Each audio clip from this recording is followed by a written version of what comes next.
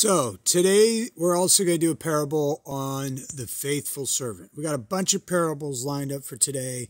Subscribe, hit the like button, look at the description below if you feel like giving to the cause. Now, we're going to talk about what a faithful servant is. Now, a lot of people could be like, well, I've looked at this parable and read it. I know this parable like the back of my hand, and I have my own views on this. Well, let me give you another perspective. We're going to look at Thomas, Matthew, Mark, and Luke. They all talk about the faithful servant. Now, this faithful servant, which obviously is told to gird his loins, keep the lamps burning, be the doorkeeper. So obviously the faithful servant is watching over a specific house. And if he's faithful and wise, he watches, he reclines, and he manages the fellow people. So imagine somebody going out to spread the gospel, good news, to discuss business with other people. And you're left in charge of like a house, and there's like 8 or 12 bunk beds in the house, filled with people that have to pay rent and are tilling the garden or acreage that you have, or managing cattle with, maybe you got like a milk and cheese business, and all that stuff has to be managed and run at a certain period of time.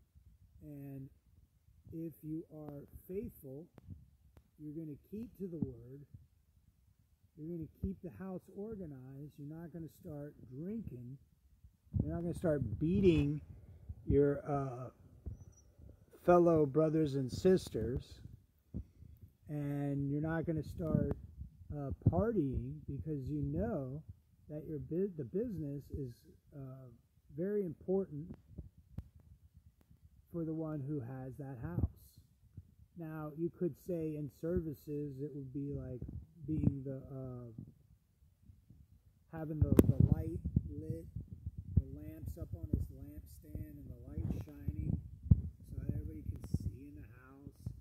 And you could compare that to like services, or your own personal house, where you have your own personal business operating.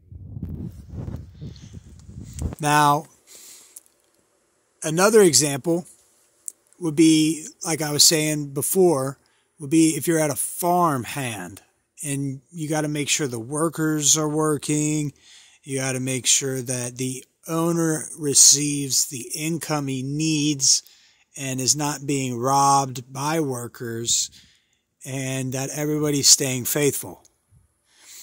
And like I was saying before, be watchful and don't fall into a drunken stupor